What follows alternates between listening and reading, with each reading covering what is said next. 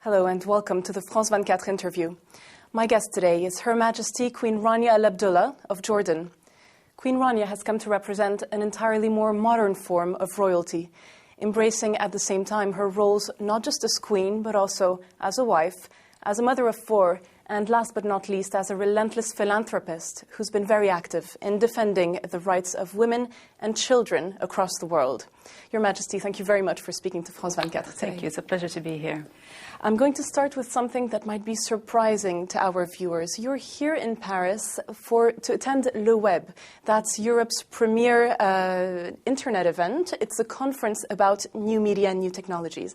Some of our viewers might be surprised to find you at such an event, and they might also be surprised to learn that you've been a very active user of new media. You have your own YouTube channel. You have over 1 million followers on Twitter.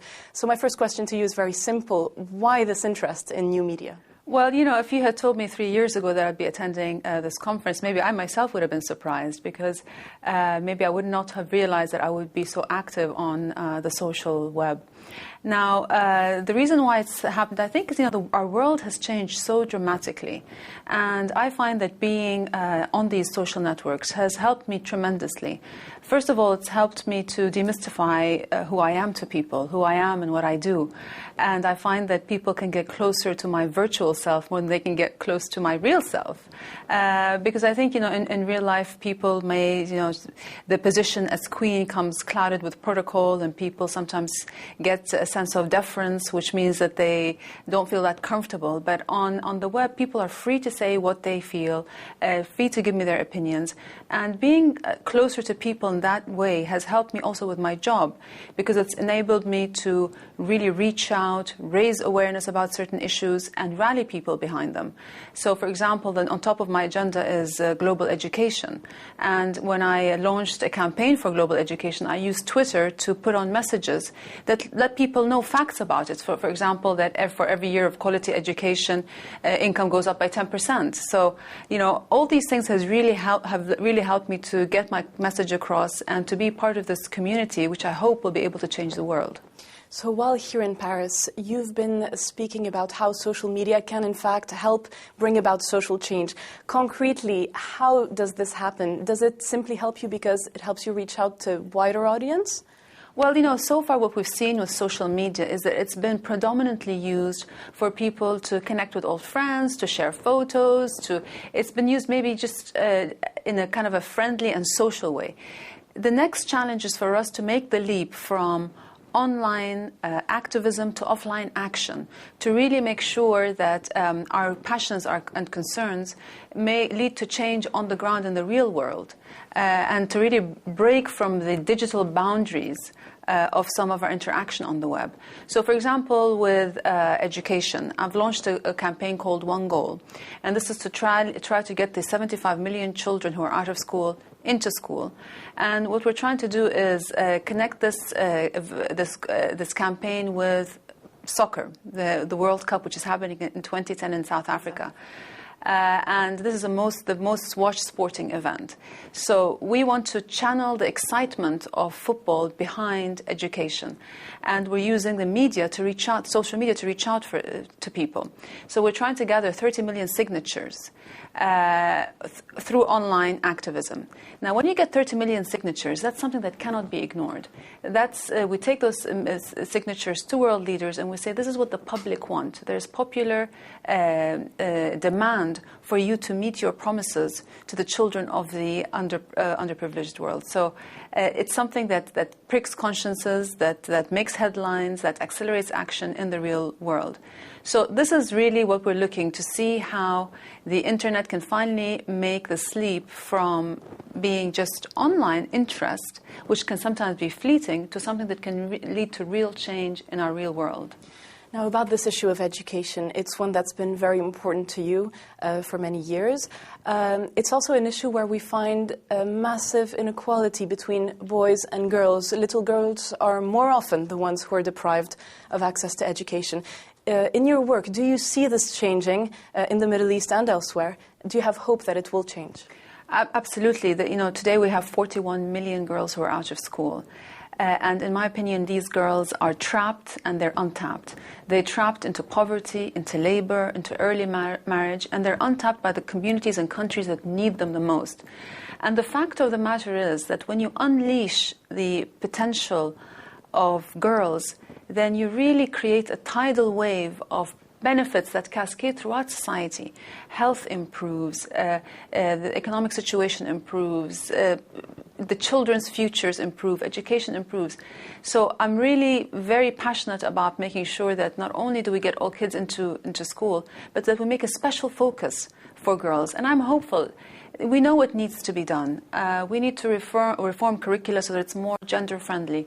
We need to have more female teachers because some parents are more comfortable with that. Some things just as practical as making sure that there are separate bathrooms for girls so they can maintain their dignity, that the schools are not too far away from their homes so that they're not exposed to danger as they get to school. But most importantly is we have to create a shift in our minds and really realize that girls are just as capable of boys and that we should give them just as much attention and care in making sure that they get to school. What do we get if we do that? We get more doctors, more entrepreneurs, a more open-minded society and a more tolerant society. So we all gain when girls go to school. Now, earlier you were saying that activism online, things like signing up for initiatives, can help put pressure on governments. I want to talk about one concrete example where we saw social media have a crucial political effect. Over the past summer in Iran, we saw that Twitter played a crucial role in the anti-government demonstrations. So social media are not just a means of expression or communication, they can also be a means of resistance, of rebellion, of disobedience sometimes. Do you think that is also a positive use of social media? Well, the situation in Iran is a very good example because it was also a means of communication. Social media was used to bring out the message because people did not have access to news, to traditional media. So Twitter was used to broadcast events, sometimes live from the streets of Tehran, and that raised a lot of concern, a lot of interest all over the world.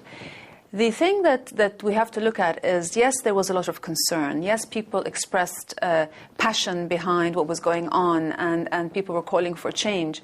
But how much did it amount to in the end? Is this kind of concern really rooted or is it just fleeting?